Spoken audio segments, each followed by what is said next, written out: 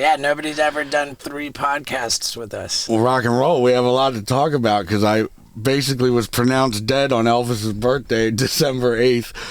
Did not know that I had like gnarly COVID. My body was shutting down, and I went into 4 seizures, and each one lasting 10 to 20 minutes. And on the 4th one, I bit my tongue so hard it was like nearly falling off. It got so swollen and puffy it wouldn't fit in my mouth, and I was drinking the infected blood, which gave me pneumonia as well. So when Naveed, the shaman, took me to the hospital, I went in my 5th seizure, and I couldn't breathe without a tube down my throat. So I woke up 5 days later thinking I was there for a couple hours. They're like, dude, you've been here for nearly a week. We tried to take the tube out, and you weren't breathing on your own. So we had to put it... So I spent 8 days in there, and...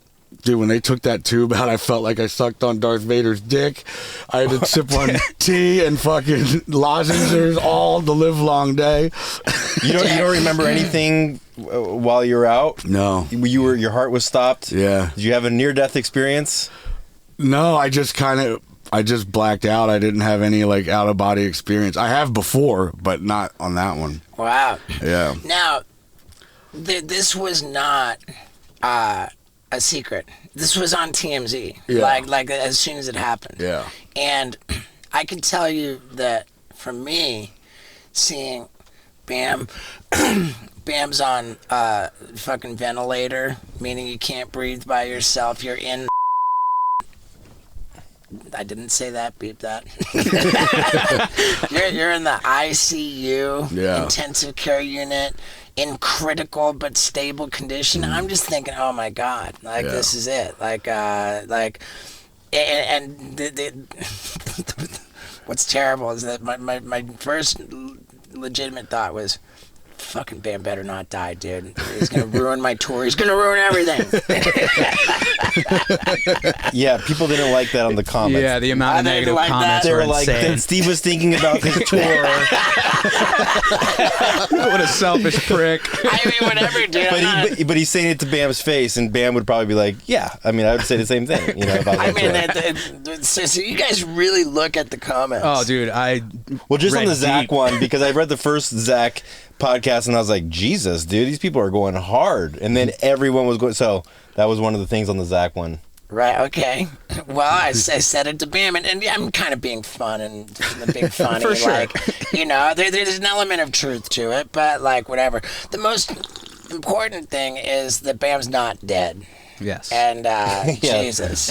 That's important. I used to be an EMT. That's slightly important. I used to be an EMT, and one of the stats that they gave us was when somebody has a seizure, every 1 minute of seizing, you lose the same amount of oxygenated blood as running a marathon. Oh, yeah? So, like, when somebody has a seizure for, like, a minute, and then they're, like, doing the 1,000-yard stare afterwards, like, because they're dead fucking exhausted. Yeah, man, I had to, like, drink molasses to coat my throat.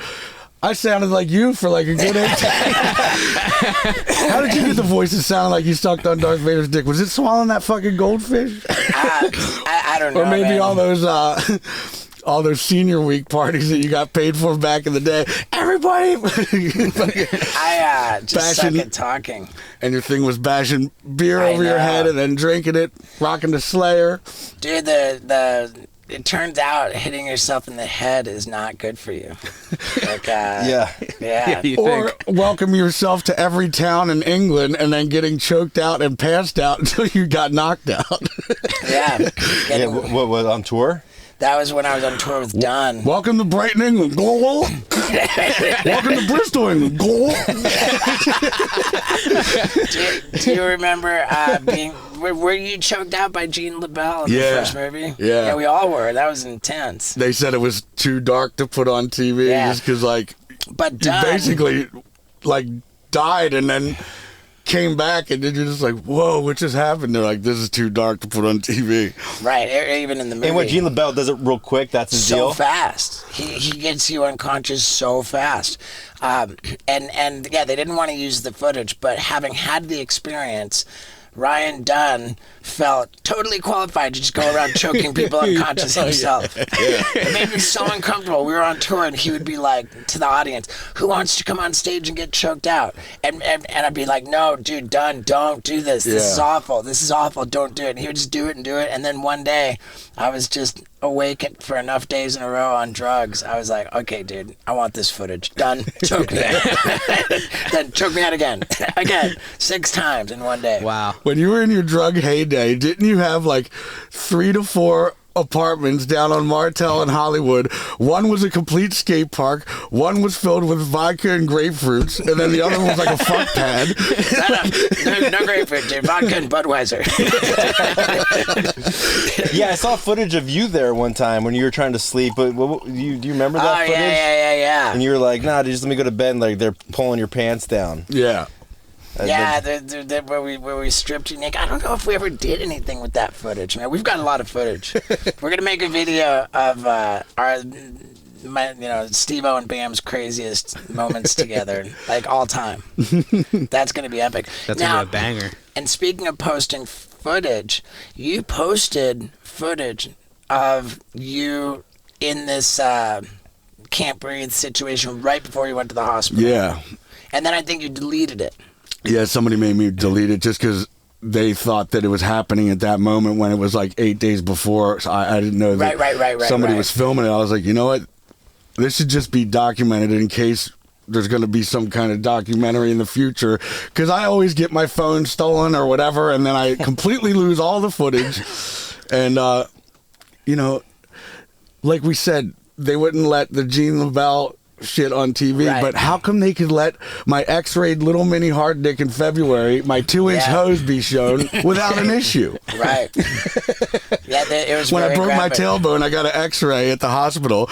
You could see my dick plain as day in the coldness of February, and they had no problem putting that out there. As long as it's an x-ray. Do you like shopping on Amazon? I do. And good news is, Steve-O's butt wipes for your butthole are available on Amazon.